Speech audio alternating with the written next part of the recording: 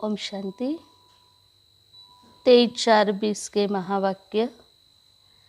मीठे बच्चे, सबसे अच्छा दैवी गुण है शांत रहना, अधिक आवाज़ में न आना, मीठा बोलना। तुम बच्चे भी टॉकी से मूवी से साइलेंस में जाते हो, इसलिए अधिक आवाज़ में न आओ। सबसे अच्छा दैवी गुण है शांत रहना, अधिक आवाज़ में न आना, मीठा बोलना। तुम बच्चे अभी टॉकी से मूवी से साइलेंस में जाते हो, इसलिए अधिक आवाज़ में न आओ। प्रश्न है, किस मुख्य धारणा के आधार से सर्वदैवी गुण स्वतः ही आते जाएंगे? किस मुख्य धारणा के आधार से सर्वदैवी गुण स्वतः ही आते जाएंगे? उत्तर, मुख्य है पवित्रता की धारणा। देवताएं पवित्र है, इसीलिए उनमें दैवी गुण हैं। इस दुनिया में कोई में भी दैवी गुण नहीं हो सकते। रावण राज्य में दैवी गुण कहाँ से आए? तुम रॉयल बच्चे अभी दैवी गुण धारण कर रहे हो। गीत, भोलेनाथ से निराला कोई नहीं, बिगड़ी को बनाने वाला कोई नहीं। ओम शांति। अभी बच्चे समझते हैं बिगड़ी को बनाने वाला एक ही है। भक्ति मार्ग में अनेकों के पास जाते हैं, कितनी तीर्थ यात्राएं आदि करते हैं। बिगड़ी को बनाने वाला, पतितों को पावन बनाने वाला तो एक ही है। सद्गति दाता, गाइड, लिबरेटर भी वह एक है। दुखहर्ता, सुखकर्ता भी वह एक है। अब गायन है, परंतु अनेक मनुष्य, अनेक धर्म, मठ, पंथ, शास्त्र होने के कारण अनेक रास्ते ढूंढते रहते हैं। सुख और शांति के लिए सत्संगों में जाते हैं ना। जो नहीं जाते वह मायावी मस्ती में ही मस्त रहते हैं। हाँ, जो शास्त्र नहीं पढ़ते, भक्ति नहीं करते, सत्संगों में नहीं जाते हैं, वो अपनी मायावी मस्ती में ही मस्त है। कोई काय में मगन, कोई काय में मगन। यह भी तुम बच्चे जानते हो, अभी कलयुग का अंत है। मनुष्य यह नहीं जानते कि सतयुग कब होता है, अभी क्या है। यह तो कोई बच्चा भी समझ सकता है। सतयुग कब होता है, अभी कलयुग चल रहा है, कलयुग में क्या क्या चल रहा है, इस बात को बच्चा भी समझ सकता। नई दुनिया में सुख, पुरानी दुनिया में ज़रूर दुख होता है। इस पुरानी दुनिया में अनेक मनुष्य हैं, अनेक धर्म हैं। तुम कोई को भी समझा सकते हो। यहाँ है कलयुग, सतयुग पास्ट हो गया। बाबा कहते तुम किसी को भी समझा सकते हो कि ये कलयुग है, सतयुग पास्ट हो गया और फ्यूचर में फिर से सतयुग आने वाला है। वहाँ एक ही आदि सनातन देवी देवता धर्म था, और कोई धर्म था नहीं। एक राज्य, एक भाषा और एक धर्म था। बाबा ने बहुत बार समझाया, फिर भी समझाते हैं। जो आए उनको नई दुनिया और पुरानी दुनिया का फर्क दिखाना चाहिए। बाबा ने कहा जो आए उनको पुरानी दुनिया और नई दुनिया का फर्क दिखाना चाहिए। कलयुग और सतयुग में क्या फ़र्क है, स्वर्ग और नरक में क्या फ़र्क है। भल वह क्या भी कहे, कोई 10,000 वर्ष आयु कहते हैं, कोई 30,000 वर्ष आयु कहते हैं। अनेक मत है ना। अब उन्हों के पास तो है शास्त्रों की मत, और तुम्हारे पास है श्रीमत। अनेक शास्त्र, अनेक मत, मनुष्य की मत है ना। शास्त्र भी लिखते तो मनुष्य ही है ना। देवताएं कोई शास्त्र नहीं लिखते, ना लिखते ना पढ़ते। शास्त्र मनुष्य पढ़ते हैं और बाबा ओरली समझाते, क्योंकि बाप है ज्ञान का सागर। सतयुग में देवी देवता धर्म होता है, उन्हों को मनुष्य भी नहीं कहा जा सकता। तो जब कोई मित्र संबंधी आदि मिलते हैं तो उनको बैठिए सुनाना चाहिए, विचार की बात है। नई दुनिया में कितने थोड़े मनुष्य होते हैं और पुरानी दुनिया में कितनी वृद्धि होती है। नई दुनिया में बहुत थोड़े मनुष्य, कहते भी है छोटा परिवार सुखी संसार। सतयुग में सिर्फ एक देवी देवता धर्म था, मनुष्य भी थोड़े थे। दैवी गुण होते ही है देवताओं में, मनुष्य में नहीं होते। तब तो मनुष्य जाकर देवताओं के आगे नमस्ते करते हैं ना, और देवताओं की महिमा गाते। आप 16 कला संपूर्ण निर्विकारी डबल अहिंसक जानते हैं, वहाँ स्वर्गवासी हैं, हम नरकवासी कलयुगवासी है। मनुष्य में दैवी गुण हो न सके, कोई कहे फलाने में बहुत अच्छे दैवी गुण हैं, बोलो नहीं। दैवी गुण होते ही है देवताओं में, क्योंकि वहाँ है पवित्र, संपूर्ण पवित्र है। दैवी गुण होते हैं देवताओं में। यहाँ पवित्र न होने के कारण कोई में दैवी गुण हो न सके, क्योंकि आसुरी रावण राज है ना। नए झाड़ में दैवी गुण वाले देवताएं रहते, फिर झाड़ पुराना होता। रावण राज में दैवी गुण वाले हो न सके। दैवी राज में दैवी गुण वाले हैं और रावण राज में है आसुरी गुण वाले। गुण अवगुण के कारण कोई हीरा है, कोई पत्थर। मनुष्य में आदि सनातन देवी देवताओं का प्रवृत्ति मार्ग था। प्रवृत्ति वालों को ही महिमा गाई हुई है। सतयुग में हम पवित्र देवता थे, संन्यास मार्ग था नहीं। कितनी पॉइंट्स मिलती है ज्ञान सागर बाबा से बच्चों को, कितनी पॉइंट्स मिलती है, परंतु सभी पॉइंट्स किसी के बुद्धि में रह न सके। बाबा इतना समझाते हैं, पर सबके बुद्धि में सभी पॉइंट्स नहीं रह सकते। तो पॉइंट्स कहाँ नोट करनी चाहिए? बुद्धि रूपी डायरी में। पॉइंट्स भूल जाते हैं, इसीलिए फेल हो जाते हैं। बच्चे फेल क्यों होते हैं? पॉइंट्स भूल जाते हैं, इसलिए बच्चे फेल होते हैं। क्योंकि प्रैक्टिकल में लाने के लिए भी क्या चाहिए? पॉइंट्स याद रहनी ज़रूरी है। दैवी गुण धारण नहीं करते, एक ही दैवी गुण अच्छा है। जास्ती कोई से न बोलना, मीठा बोलना, बहुत थोड़ा बोलना चाहिए। क्योंकि तुम बच्चों को टॉकी से मूवी और मूवी से साइलेंस में जाना है। कम बोलना है, मीठा बोलना है, क्योंकि तुम बच्चों को टॉकी से मूवी और मूवी से साइलेंस में जाना। तो टॉकी को बहुत कम करना चाहिए। बाबा कहते बच्चे तुमको आवाज़ में कम से कम आना चाहिए। जब बहुत थोड़ा धीरे बोलते हैं तो समझते ये रॉयल घर का है, मुख से सदैव रतन निकले। दुनिया में भी कोई बहुत थोड़ा बोलते हैं तो कहते रॉयल घराने का है। बाबा कहते तुम बच्चे किस घराने के हो? ब्राह्मण कुल के हो, ईश्वरीय कुल के हो। तुम बच्चों के मुख से सदैव ज्ञान रतन ही निकलनी चाहिए।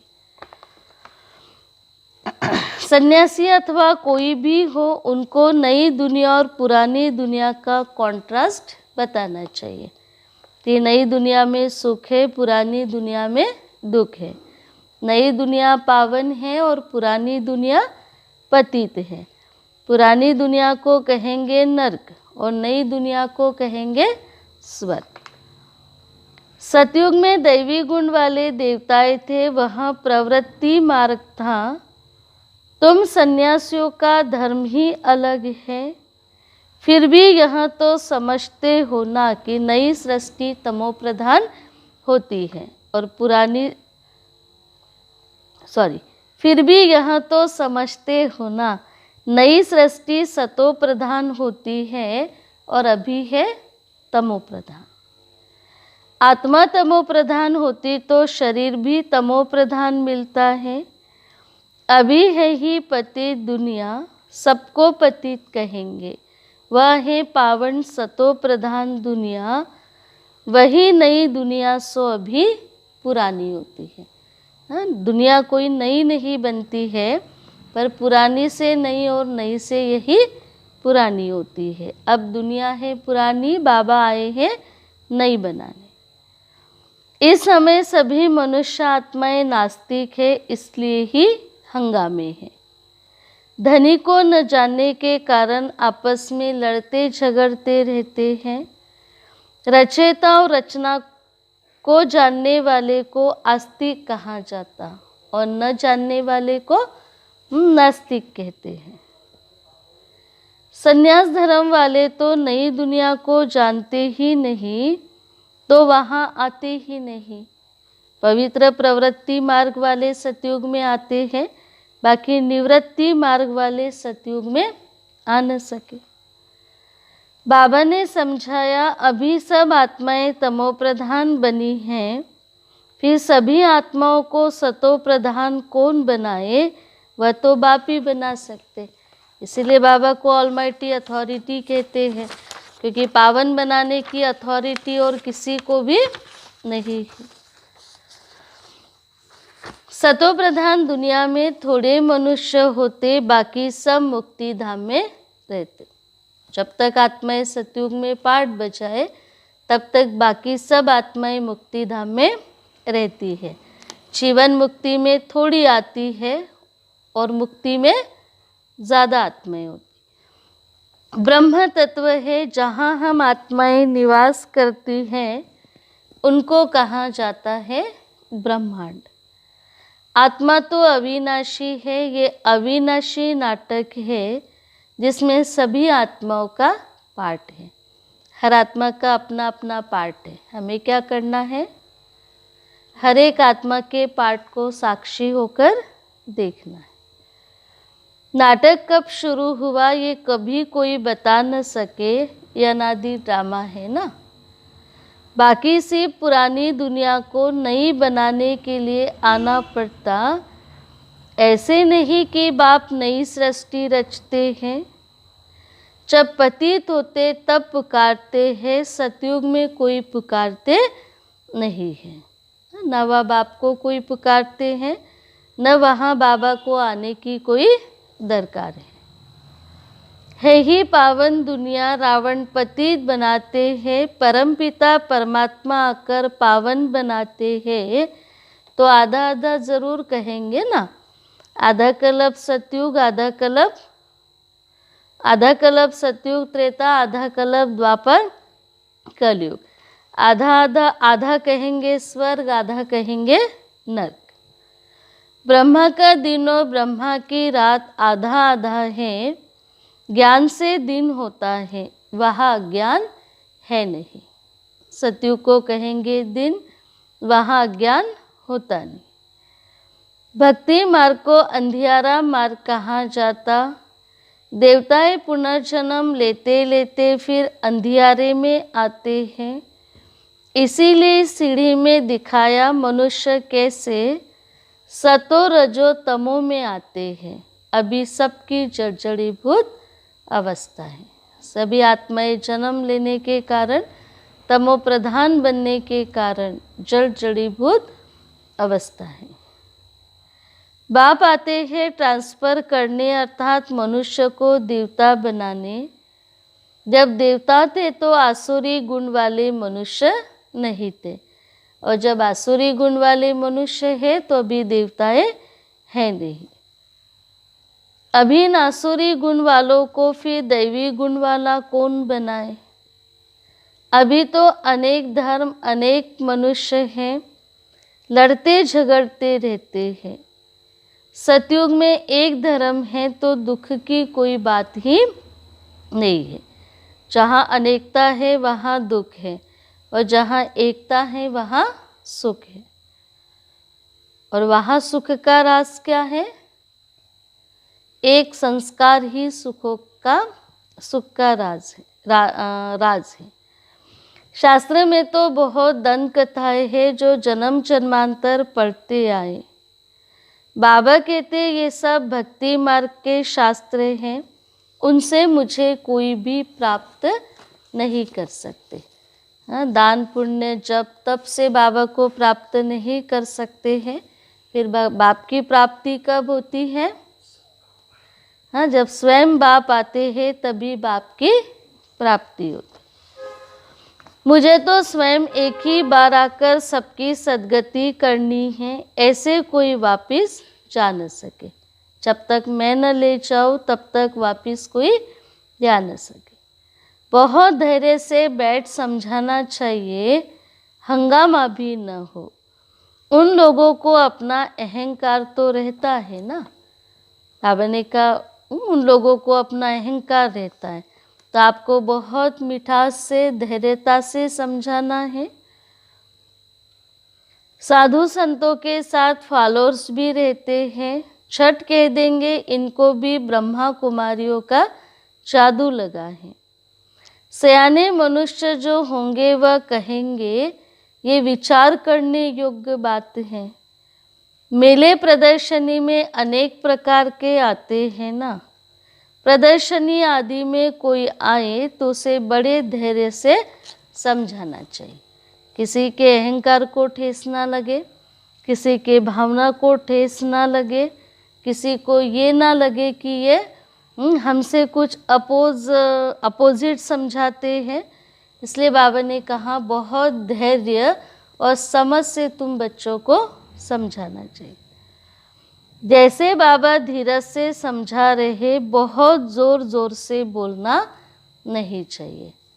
हाँ, जिद नहीं करनी है, बहुत ज़ोर से नहीं बोलना है, किसी की भावना को ठेस लगे ऐसी कोई बात तुम बच्चों को नहीं बोलनी चाहिए। तो प्रदर्शनी में कैसा चाहिए समझाने वाला?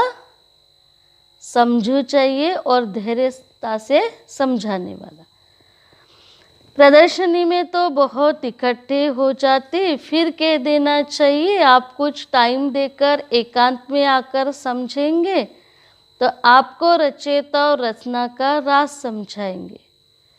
रचना के आदि मध्य अंत का ज्ञान रचयिता बाप ही समझाते हैं, बाकी तो सब नेति नेति करके चले जाते। हाँ, हम नहीं जानते, बाकी बाबा ही समझाते।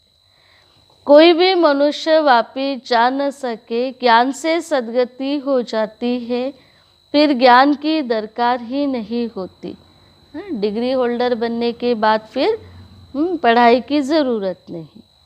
ये नॉलेज सिवाय बाप के और कोई समझा न सके। बाबा के अलावा ये नॉलेज और कोई समझा न सके। समझाने वाला कोई बुजुर्ग होगा तो मनुष्य समझेंगे, यहाँ भी अनुभवी है, जरूर सत्संग आदि किया होगा।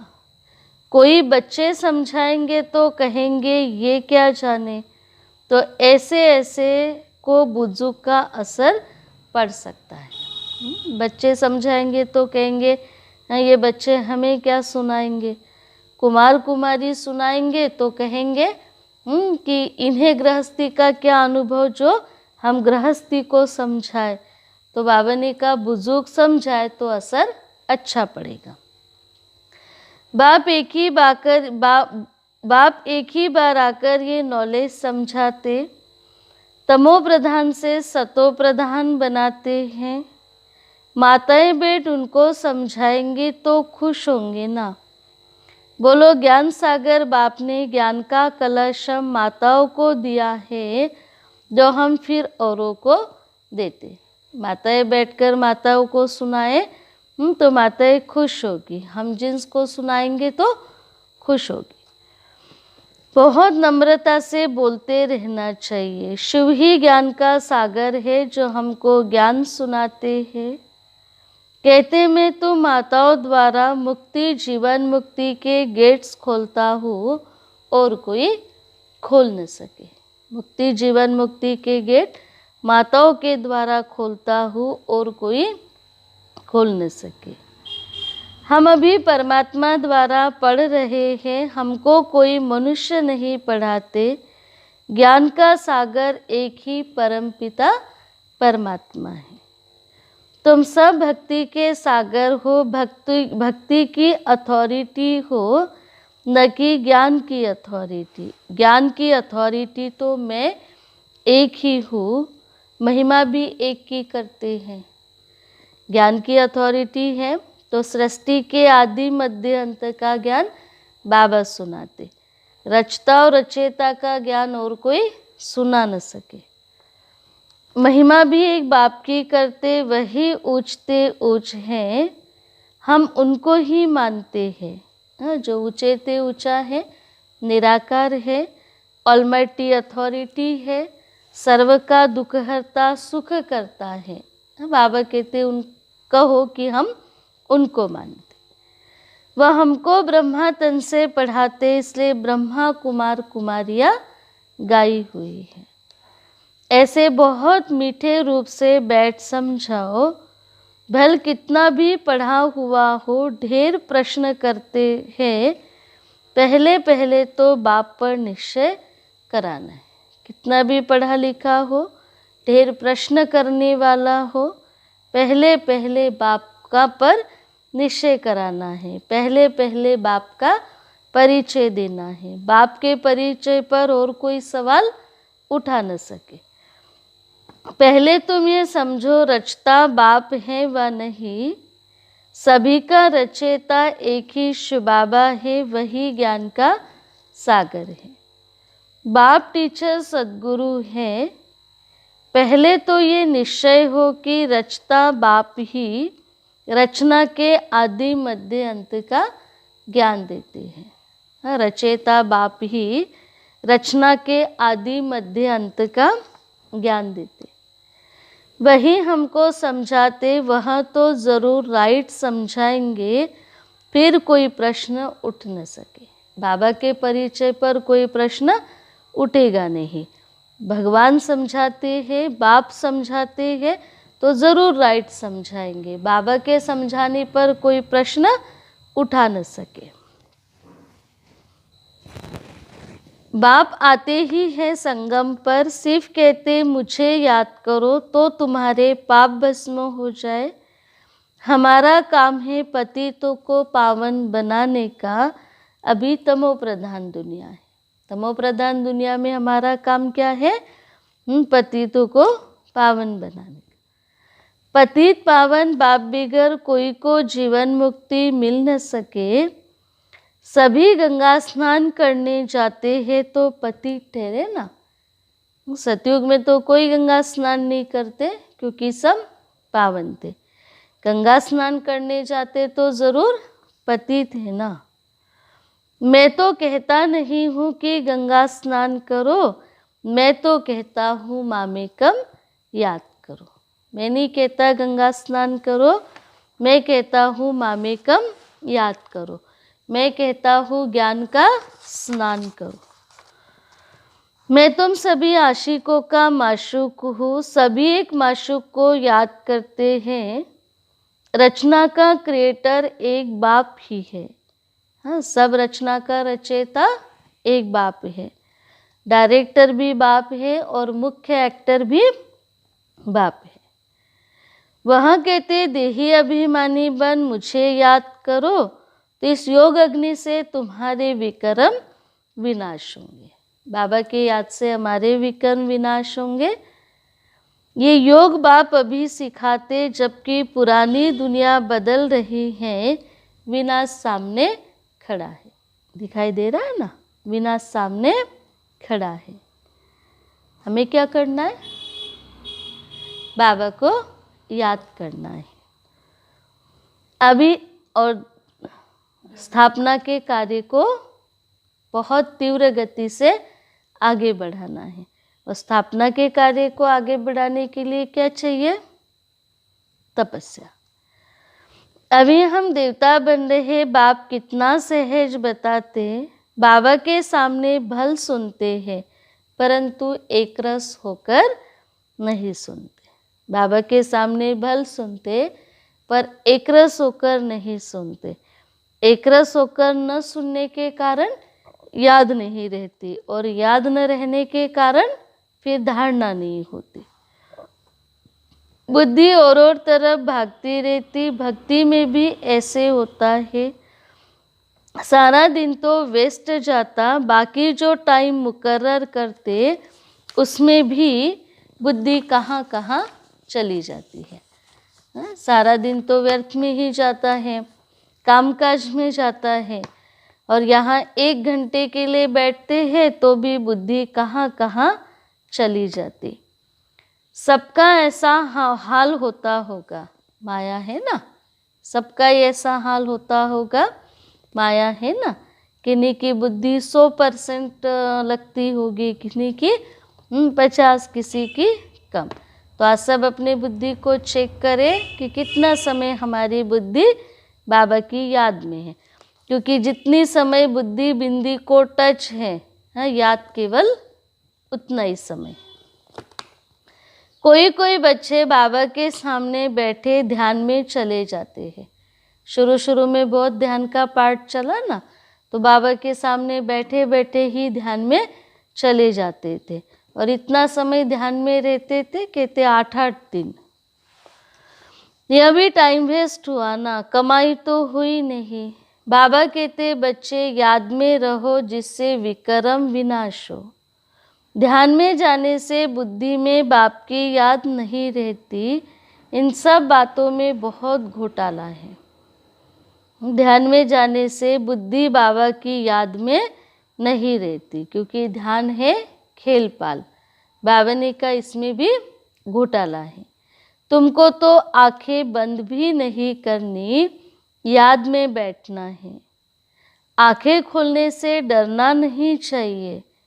आंखें खुली हो, बुद्धि में माशूक की ही याद हो, आंखें बंद करके बैठना, यह कोई कायदा नहीं है। क्यों? आंखें बंद करके बैठेंगे तो नींद आ जाएगी। आंखें बंद करके बैठेंगे, ध्यान में चले जाएंगे तो ध्यान में भी माया प्रवेश करने की होने की संभावना है। इसलिए आंखें खोलकर बुद्धि एकाग्र स्थिति के आसन पर बैठकर बाबा को याद करें। बाबा कहते याद में बैठो, ऐसे थोड़ी कहते आंखें बंद करके बैठो। आंखें बंद कर कान ऐसे नीचे कर बैठेंगे तो बाबा कैसे देखेंगे?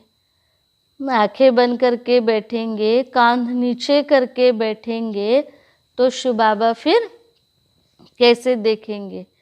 भक्ति में भी भगवान से कहते कृपा दृष्टि रखो। अब आंख बंद करने से फिर कृपा दृष्टि कैसे रखेंगे?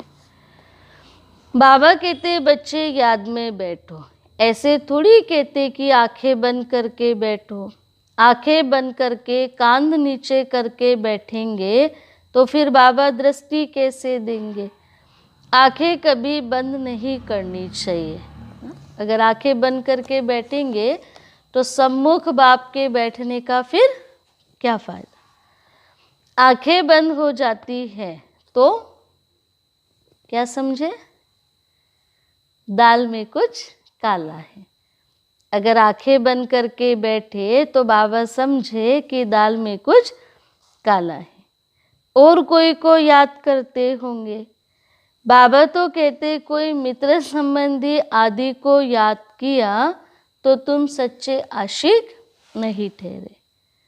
सच्चा आशिक बनेंगे तभी तो उच्च पद पाएंगे। मेहनत सारी बाप के याद में है। तो सच्चे आशिक की निशानी, मेरा तो एक शिव बाबा, दूसरा न कोई। देखते हुए भी किसी और को नहीं देखना, सुनते हुए भी नहीं सुनना। तुम्ही को देखो, तुम्ही से सुनो, ये सच्चे आशिक की निशानी।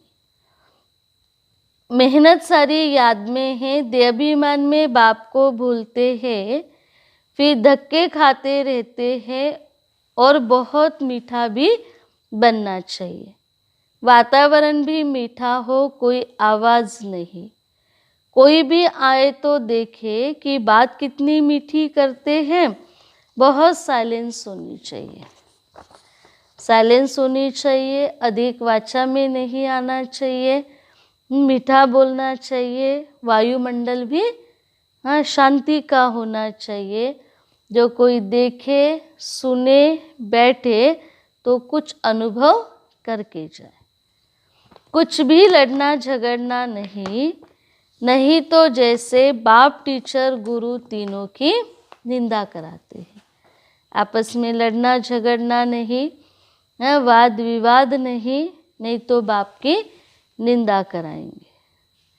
पढ़कर फिर औरों को पढ़ाना है, खुद भी समझ सकते। हम तो कोई को सुनाते नहीं तो क्या पद पाएंगे, प्रजा नहीं बनाएंगे तो क्या बनेंगे। योग नहीं, ज्ञान नहीं, तो फिर ज़रूर पढ़े हुए के आगे भरी ढूंढनी पड़ेगी। पढ़ेंगे लिखेंगे तो बनेंगे नवाब, नहीं तो बनेंगे खराब। पढ़े लिखे के आगे फिर भरी ढूंढनी पड़ेगी। अपने को देखना चाहिए, इस समय नापास हुए, कम पद पाया तो कल्प कल्पांतर कम पद हो जाएगा। बाप का काम है समझाना, नहीं समझेंगे तो मुफ्त में अपना पद भ्रष्ट करेंगे। बाबा का काम है समझाना, बच्चे नहीं समझेंगे तो अपना ही पद भ्रष्ट करेंगे। आत्मा अपना ही मित्र है और अपना ही शत्रु। कैसे किसी को समझाना चाहिए वह भी बाबा समझाते रहते।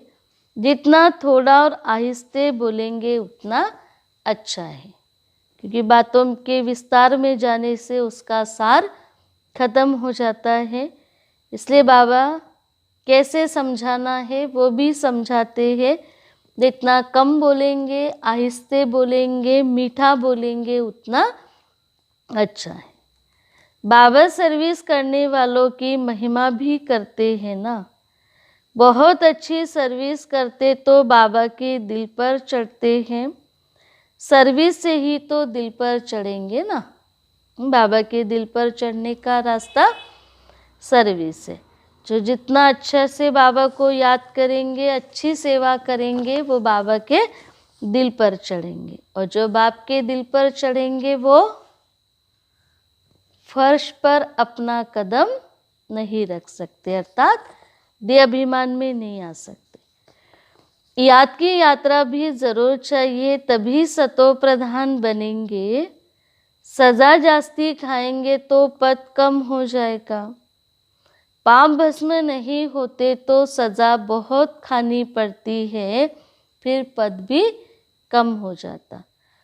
दो ऑप्शन है, या तो योग बल या फिर सजाओं का बल।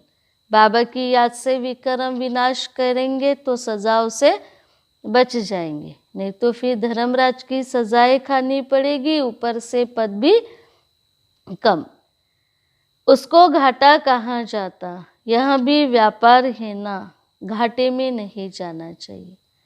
बाबा को याद करके विक्रम विनाश करने हैं, उच्च पद पाना है, ये है फायदा। अगर सजा खाई तो कहेंगे घाटा। अगर कोई व्यापारी माइनस में ही चला जाए तो फिर दैवी गुण धारण करो, उच्च बनना चाहिए। बाबा उन्नति के लिए किस्म किस्म की बातें सुनाते हैं। क्या क्या बातें हैं हमारे उन्नति की? स्वचिंतन है, मनन चिंतन है, स्वदर्शन चक्रधारी होकर रहना, अंतर्मुखी होकर रहना, स्वयं की चेकिंग करना, चेंज करना। तो बाबा हम बच्चों की उन्नति के लिए किस्म किस्म की बातें सुनाते। अब जो करेंगे सो पाएंगे। तुमको परिस्तानी बनना है, गुण भी ऐसे धारण करने। परिस्तानी बनना है तो गुण भी ऐसे धारण करने हैं। कौन कौन से गुण? आज बाबा ने कहा बच्चे तुमको मीठा बोलना है, शांत रहना है, तो ये गुण धारण करने। अच्छा, मीठे मीठे सिकलदे बच्चों प्रति माता पिता बाप दादा का याद प्यार और गुड मॉर्निंग। रूहानी बाप की रूहानी बच्चों को नमस्ते। हम रूहानी बच्चों की रूहानी माता पिता बाप दादा को याद प्यार, गुड मॉर्निंग और नमस्ते। धारणा के लिए मुख्य सार है, किसी से भी बहुत नम्रता और धीरे धीरे से बात करनी है। धीरे से बात करनी है, धैर्य से बात करनी है। सच को सिद्ध करने के लिए कभी जिद नहीं करनी। तो किसी से भी बहुत नम्रता और धीरे से बात करनी है। बोलचाल बहुत मीठा हो, साइलेंस का वातावरण हो, कोई भी आवाज़ न हो, तब सर्विस की सफलता होगी। दूसरा, सच्चा सच्चा आशिक बने एक माशूक को याद करना है। याद में कभी आंखें बंद कर कांध नीचे करके नहीं बैठना है। देही अभिमानी होकर रहना है। आज बाबा ने देखो याद में बैठने की भी युक्ति बताई।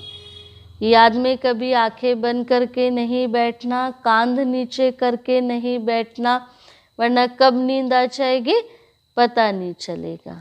और देही अभिमानी होकर बाबा को याद करना है। जितना आत्माभिमानी स्थिति में बैठेंगे उतना ही परमात्मा अभिमानी बन जाएंगे। वरदान, विशाल बुद्धि द्वारा संगठन की शक्ति को बढ़ाने वाले सफलता स्वरूप भव। विशाल बुद्धि द्वारा संगठन की शक्ति को बढ़ाने वाले सफलता स्वरूप भव। संगठन की शक्ति को बढ़ाना ये ब्राह्मण जीवन का पहला श्रेष्ठ कार्य है। सेवा करके वृद्धि करना, संगठन को बढ़ाना ये ब्राह्मण जीवन का पहला कार्य। इसके लिए जब कोई बात मेजॉरिटी वेरीफाई करते हैं तो जहाँ मेजॉरिटी वहाँ में यही है संगठन की शक्ति को बढ़ाना। इसके लिए जब भी कोई बात मेजॉरिटी वेरीफाई करते हैं तो जहाँ मेजॉरिटी है वहाँ में ये है संगठन की शक्ति को बढ़ाना। इसमें यह बढ़ाई नहीं दिखाओ कि मेरा विचार तो बहुत अच्छा है, बल कितना भी अच्छा हो, लेकिन जहाँ संगठन टूटता है वहाँ अच्छा भी साधारण हो जाएगा। हाँ, ये नहीं सोचो कि इसमें मेरा ये विचार है, मेरा विचार इनसे अच्छा है, बल कितना भी अच्छा हो, लेकिन मेरे विचार से, मेरे जिद से अगर संगठन टूटता है तो विचार भी साधारण हो जाएगा। उस समय अपने विचार त्यागने भी पड़े तो त्याग में ही भाग्य है। इससे ही सफलता स्वरूप बनेंगे, समीप संबंध में आएंगे। त्याग से भाग्य बनता है ना, तो त्याग क्या है? उस समय मेरे विचार का त्याग, उस समय मेरेपन का त्याग, अभिमान का त्याग, इस त्याग में ही भाग्य है। इससे ही सफलता स्वरूप बनेंगे, समीप संबंध में आएंगे और संगठन मजबूत होगा। संगठन की शक्ति को बढ़ाना ये ब्राह्मण जीवन का पहला श्रेष्ठ कार्य। इसके लिए जब कोई भी बात मेजॉरिटी वेरीफाई करते हैं तो जहाँ मेजॉरिटी है वहाँ में यही है संगठन की शक्ति को बढ़ाना।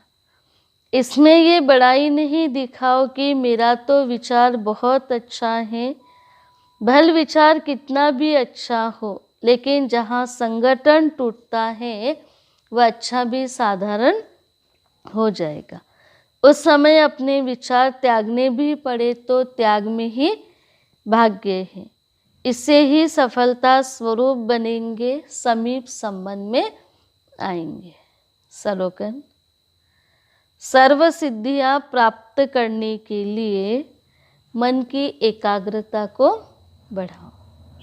सर्व सिद्धियाँ प्राप्त करने के लिए मन की एकाग्रता को बढ़ाओ। सर्व शक्तियाँ प्राप्त करने के लिए एकाग्र होकर बाबा को याद करो और शक्तियाँ प्राप्त करना ही उन शक्तियों द्वारा सिद्धियाँ प्राप्त करेंगे। तभी तो देवियों को सिद्धिदायिनी कहते हैं। तो सिद्धिदायिनी के पहले वो अष्ट शक्तिधारी है। तो जितना एकाग्र होकर बाबा को याद करेंगे, शक्तियाँ धारण करेंगे, सिद्धियाँ प्राप्त होगी। तो सर्व सिद्धियाँ प्राप्त करने के लिए मन की एकाग्रता को बढ़ाओ। और एकाग्रता क्या है? मैं और मेरा बाबा, और कोई संकल्प नहीं, वो है एकाग्रता। मीठे बच्चे, सबसे अच्छा दैवी गुण है शांत रहना, अधिक आवाज़ में न आना, मीठा बोलना।